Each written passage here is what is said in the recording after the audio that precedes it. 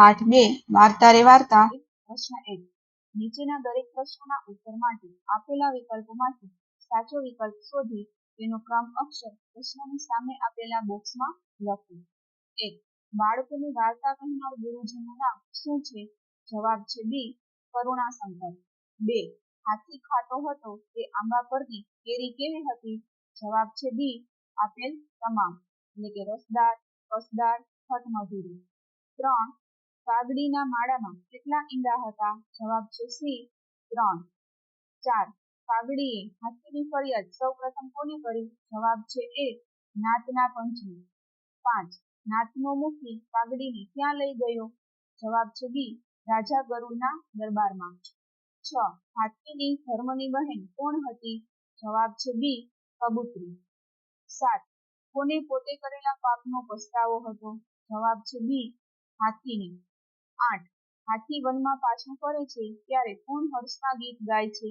જવાબ છે એ. કબૂતરી. ત્યાર પછી પ્રશ્ન 2. કૌંસમાં આપેલા શબ્દોમાંથી યોગ્ય શબ્દ પસંદ કરી ખાલી જગ્યા પૂરો. 1. હાથી તાપથી સિયાવિયા થઈ ગયું. 2.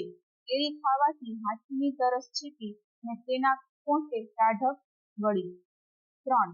ભોંય પર પટકાઈને ઈંડાના ફોડા નીકળી ગયા. 4. કાગડીએ ફરિયાદ કરી, મહાજન, મારે આ હાથી સામે ફરિયાદ નોંધાવવી છે. 5. ગુનેગાર હાથીને દેશવટો આપવામાં આવ્યો. 6. સરોવરના છાતીપુર પાણીમાં હાથી ઊભો છે. 7. હાથીને કોઈકની પાંખોના ફફડાટનો ભાસ થાય છે. 8. રાજા ગરુડે હાથીની હદપારીની સજા માફ કરી. 9. હાથીના ચિત્કારથી આંબાની કુંજો ગુંજી ઉઠે છે. 10. ઝાડના ઝુંડમાં હાથીની ગર્જના ના પડઘા પડે છે. ત્યાર પછી પ્રશ્ન 3. નીચેના પ્રશ્નોના ઉત્તર એક એક વાક્યમાં લખો. 1. ગાઢ જંગલમાં રહેતો હાથી કેવો હતો? ઉત્તર. ગાઢ જંગલમાં રહેતો હાથી મસ્ત અને જબરજસ્ત હતો. 2. હાથીએ છાયામાં આંખ ઉઘાડી તો શું જોયું? ઉત્તર. હાથીએ છાયામાં આંખ ઉઘાડી તો તેણે આંબા પર લૂંબેને ચૂંબે કેરીઓ લચી રહેલી જોઈ. 3. ઈંડા ફૂટતા આંબાની ઘટાના ઊંડાણમાંથી શો અવાજ આવ્યો? ઉત્તર. ઈંડા ફૂટતા આંબાની ઘટાના ઊંડાણમાંથી એક કંપતો અવાજ આવ્યો. હાથી ભૈયા, તે આ શું કરી નાખ્યું? 4. ઈંડા ફૂટતા કાગડીએ કકળાટ કર્યો છતાં હાથીએ શું કર્યું? ઉત્તર. ઈંડા ફૂટતા કાગડીએ કકળાટ કર્યો છતાં હાથી હવામાં સૂંઢ વીંચતો, ગર્જના કરતો, ઠંડે કલેજે ચાલતો થયો. 5. હાથી ઘેનમાંથી જાગે તે પહેલા શું થાય છે? ઉત્તર. હાથી ઘેનમાંથી જાગે તે પહેલા જ એક ધીમો મીઠો અવાજ એના કાને અથડાય છે. હાથી ભૈયા, હાથી ભૈયા. 6. હાથીની આંખમાંથી બોર જેવડા આંસુ કેમ સરી પડે છે? ઉત્તર. પોતાની બહેન કપૂરી કબૂતરીને પોતાની સૂંઢ પર બેસેલી જોઈને હાથીની આંખમાંથી બોર જેવડા આંસુ સરી પડે છે. 7. વનમાંથી પાછા ફરતા હાથીના માથા પર કોણ બેઠું હતું?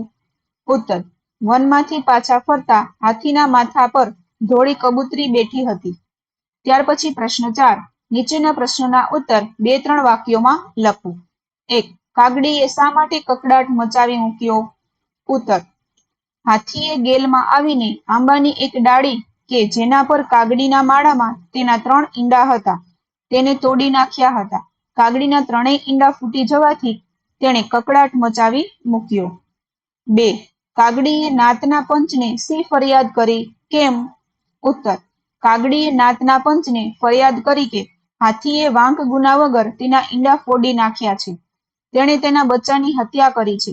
કારણ કે કાગડીના ઈંડા ફોડ્યા પછી થયેલી ભૂલ બદલ માફી માંગવાના બદલે હાથી સૂંઢ વીંચતો, ગર્જના કરતો, ઠંડે કલેજે ચાલતો થઈ ગયો. 3. કાગડીની ફરિયાદ સાંભળી પ્રધાનમંડળે શો ચુકાદો જાહેર કર્યો? ઉત્તર.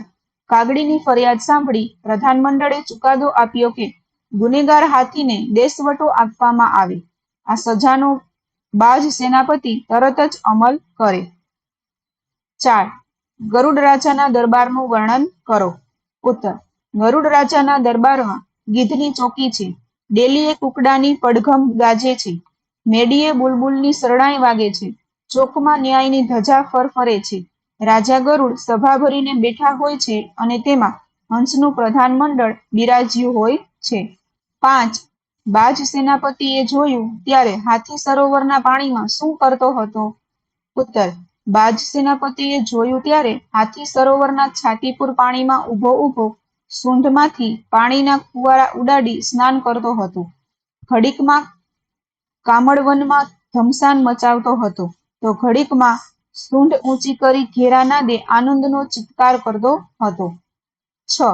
કબૂતરીએ હાથીને બચાવવાનો વિચાર આવતા શું કર્યું? ઉત્તર.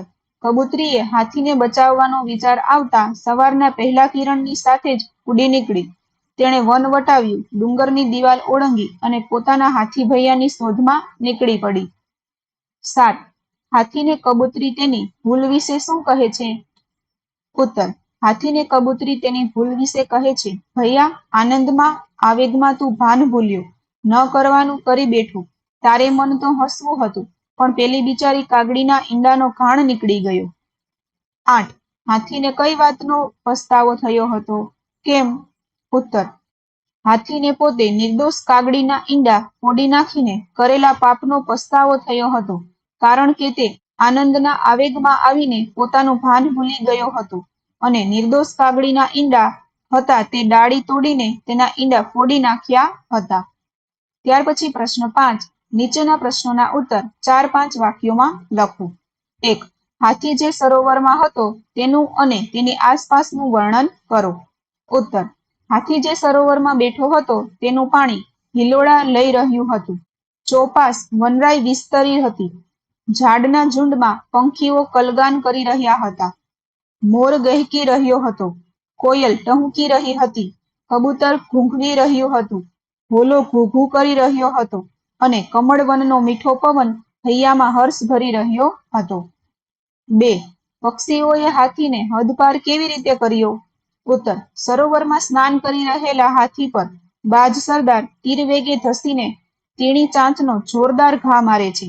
હાથી કંઈક સમજે તે પહેલા બાજ ટુકડી તેના પર ચારે બાજુથી હલ્લો કરે છે.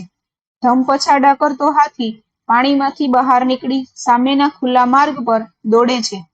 પાછળ પડેલી બાજ સેનાથી બચવાનો કોઈ સહારો કે રસ્તો ના હોવાથી લીલુડા વનની હદ પછી આવેલા આડા ડુંગરની આડી દિવાલની ઘાટીમાંથી નીકળી હાથી વેરાનમાં ચાલ્યો જાય છે. 3. હાથીને દેશવટો મળ્યો તેથી કપૂરી કબૂતરી પર શી અસર થઈ? ઉત્તર. હાથીને દેશવટો મળ્યો તેથી કપૂરી કબૂતરી રોજ સવાર સાંજ આંબાની ઘેરી ઘટામાંથી દર્દભર્યા અવાજે કહેતી, હાથી ભૈયા, તને આ શું સૂઝ્યું? તે હાથીએ કરેલા અપરાધથી ગમગીન હતી. તેની હદપારીથી બેચેન હતી. તે દરેક પળ મૂંગું મૂંગું કલ્પાંત કરતી હતી.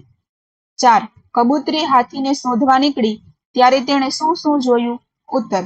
કબૂતરી હાથીને શોધવા નીકળી ત્યારે તેને ડુંગરની પેલે પાર જતા આકાશમાં ભાગ્યે જ કોઈ ભૂલ્યું ભટક્યું પક્ષી નજરે પડ્યું. ધરતી પર ભાગ્યે જ કોઈ આંખે ચઢ્યું. નાના નાના ઝાડવાથી ધરતીના છેડા સુધીનો આખો પટ છવાયેલો જોયો. એકાદ આછું પાતળું ઝરણું વહેતું દેખાયું. તેને આખા વેરાન પટમાં એકલી આંખ ઠારતી લીલી પટ્ટીના ઝાડવાના આછા અધૂરા છાંયડામાં હાથી શરીર સંકોચીને પડ્યો હતો. 5. હાથીને પોતાની ભૂલનો પસ્તાવો છે તે જાણ્યા પછી કબૂતરીએ તેને શું કહ્યું? ઉત્તર. હાથીને પોતાની ભૂલનો પસ્તાવો છે તે જાણ્યા પછી કબૂતરીએ તેને કહ્યું, તારા પાપનો તને પસ્તાવો થયો છે. એ પસ્તાવામાં તારું અભિમાન ઓગળી ગયું છે. તું માફી માંગવા તૈયાર થયો છે. મારા મનમાં એક વિચાર આવે છે. હું પક્ષીઓના રાજા ગરુડ પાસે જાઉં અને તારે માટે દયાની યાચના કરું. સાચા દિલનો પસ્તાવો કરનારને માફી મળે જ છે. ત્યાર પછી પ્રશ્ન 6. નીચેના વાક્યોને પાઠને આધારે ઘટનાક્રમમાં ગોઠવીને લખો. 1. તાપથી સિયાવિયા થયેલો હાથી ઘટાદાર આંબા હેઠળ આવીને ઊભો. 2. સેનાપતિએ બાજ સૈનિકોની ટુકડી સજ્જ કરી. 3. સરોવરના છાતીપુર પાણીમાં હાથી ઊભો છે. 4. ડુંગરની સાંકડી ઘાટીમાંથી હાથી બહાર નીકળી જાય છે અને હાથી હદપાર થાય છે. 5. હર્ષના ગીત ગાતી કબૂતરી હાથીને પેલા આંબાની વાટે દોરે છે. ત્યાર પછી પ્રશ્ન 7 નીચેના વાક્યો કોણ બોલી શકે તે એકમમાંથી શોધી લખો. 1 અપરાધી હાથીને રાજ્યમાંથી કાઢી મૂકવામાં આવે. રાજા ગરુડ. 2 ભાઈ તે તો હર્ષમાં ને હર્ષમાં ન કરવાનું કર્યું. કપૂરી કબૂતરી. 3 પંચ પરમેશ્વર હાથીના આ કૃત્ય સામે મને વાંધો છે. કાગડી. 4 મેં હર્ષના આવેગમાં આવીને જે કૃત્ય કર્યું તેનો મને ખૂબ જ પસ્તાવો છે. હાથી.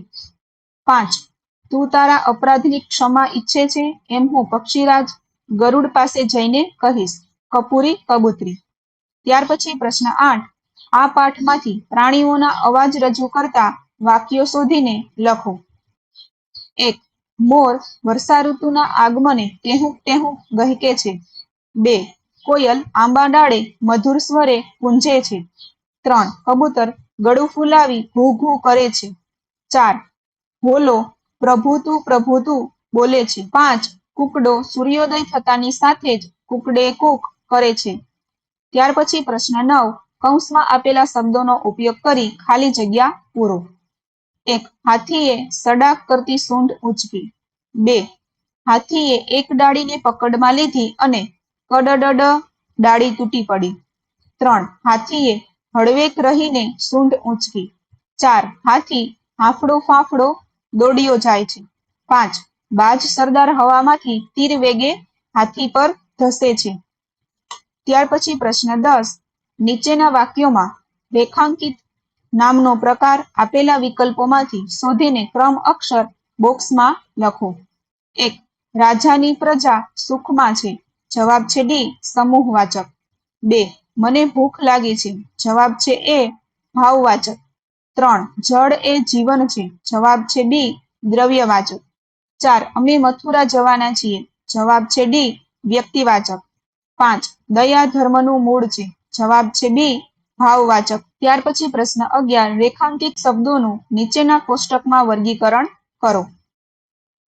જાતિવાચક નામપદ એમાં શબ્દો આવશે શાળા, વિદ્યાર્થી, સ્થાપત્ય, જિલ્લો, જંગલ. વ્યક્તિવાચક નામપદ હાથમતી, સાબરકાંઠા, પોળો, રવિવાર. સમૂહવાચક નામપદ ટોળું, બાલવૃંદ, સહકુટુંબ. ભાવવાચક નામપદ આનંદ, મસ્તી, મજા, રોમાંચ, સૌંદર્ય, સુંદર. દ્રવ્યવાચક નામપદ શરબત, નાસ્તો. ત્યાર પછી પ્રશ્ન 12 ઉદાહરણ મુજબ શબ્દો લખો. અહીં ઉદાહરણ આપેલું છે. 1 ઘટા ઘટાદાર. 2 કસ કસદાર. તેવી જ રીતે બીજા શબ્દો જોઈએ. 1 રસ રસદાર. 2 અણી અણીદાર. 3 મલાઈ મલાઈદાર. 4 સુગંધી સુગંધીદાર. 5 વજન વજનદાર. 6 જોર જોરદાર. 7 નસીબ નસીબદાર. 8 ખુશ્બો ખુશ્બોદાર. 9 પાણી પાણીદાર. 10 ફોજ ફોજદાર. ત્યાર પછી પ્રશ્ન 13 નીચેના શબ્દોની જોડણી સુધારીને લખો. 1 કરુણાશંકર. 2 ગુરુ. 3 સિયાવિયા. 4 ખુશખુશાલ. 5 ફરિયાદ. 6 ટુકડી. 7 પૂંછડી. 8 હિંમત. 9 પડઘમ. 10 ચિત્કાર. ત્યાર પછી પ્રશ્ન 14 નીચેના શબ્દોના બે સમાનાર્થી શબ્દો લખો. 1 ગાઢ ઘટ ઘાડું. 2 હાથી હસ્તી ગજ. 3 સાદ બૂમ ધ્વનિ. 4 ન્યાય ઇન્સાફ ફેસલો. 5 ચિત્કાર બૂમ સાદ. ત્યાર પછી 6 પંખી વિહંગ ખગ. 7 હિંમત બહાદુરી શક્તિ. 8 ધરતી ભૂમિ પૃથ્વી. 9 આવેગ જુસ્સો જોમ. 10 તોર મિજાજ ગર્વ. ત્યાર પછી પ્રશ્ન 15 નીચેના શબ્દોના વિરુદ્ધાર્થી શબ્દો લખો. 1 આગળ પાછળ. 2 સ્વજન પરજન. 3 ન્યાય અન્યાય. 4 આનંદ શોક. 5 હસવું રડવું. 6 ધોળી કાળી. 7 સવાર સાંજ. 8 અપરાધી નિરપરાધી. 9 વિવેક અવિવેક. 10 સંકોચવું વિસ્તરવું. ત્યાર પછી પ્રશ્ન 16 નીચેના શબ્દ સમૂહ માટે એક શબ્દ લખો. 1 હાથીનો લાંબો નાકવાળો અવયવ સૂંઢ. 2. કોઈ વાતનો તોડ લાવવા નિમાયેલું 5 કે તેથી વધુ માણસોનું મંડળ પંચ. 3. ફૂંકીને વગાડવાનું એક વાદ્ય શરણાઈ. 4. ગામનો વડો મુખી. 5. ઢોલ જેવું વાદ્ય પડઘમ. ત્યાર પછી પ્રશ્ન 17. નીચેના રૂઢિપ્રયોગના અર્થ આપી વાક્ય પ્રયોગ કરો. 1. મોંમાં પાણી છૂટવું. ખાવાની ઈચ્છા થવી, મોંમાં લાળ છૂટવી. વાક્ય. ઊંચી ડાળી ઉપર દ્રાક્ષ લટકતી જોઈને શિયાળના મોંમાં પાણી છૂટ્યું. 2. કોઠે ટાઢક વળવી. શાંતિ થવી. વાક્ય. દરિયાના તોફાનો વચ્ચે ફસાઈ ગયેલા પતિને હોડી સાથે ઘેર પાછો આવેલો જોઈ પત્નીના કોઠે ટાઢક વળી. 3. આંખ ઠરવી. સંતોષ મળવો. વાક્ય.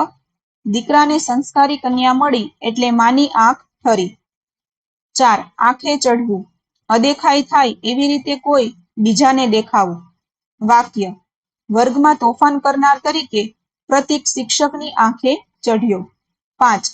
હસવામાંથી ખસવું થવું. મજાક કરવા જતા ખરાબ પરિણામ આવવું. વાક્ય. ખબર નથી શું થયું પણ બંને શાંતિથી વાત કરતા હતા ને હસવામાંથી ખસવું થતા બંને ઝઘડી પડ્યા. 6. અભિમાન ઓગળી જવું. ગર્વ જતો રહેવો. વાક્ય. એક વખત જે પોતાને ત્યાં નોકર હતો એને ગામમાં મોટું દાન આપતો જોઈ શેઠનું અભિમાન ઓગળી ગયું. 7. ગેલમાં આવી જવું. આનંદમાં આવી જવું. વાક્ય. પુત્રીને જોઈને એના ગલુડિયા ગેલમાં આવી ગયા. 8. વાત વધારવી. લપ કરવી. વાક્ય. એકની એક વાત વધારીને કહેવાની મધુકરની ટેવ કંટાળો ઉપજાવે છે. 9. ઘાણ નીકળી જવો. ભારે નુકસાન થવું અથવા પાયમાલી થઈ જવી. વાક્ય. જંગલમાં હાથીઓના તોફાનને કારણે ઝાડોનો ઘાણ નીકળી ગયો.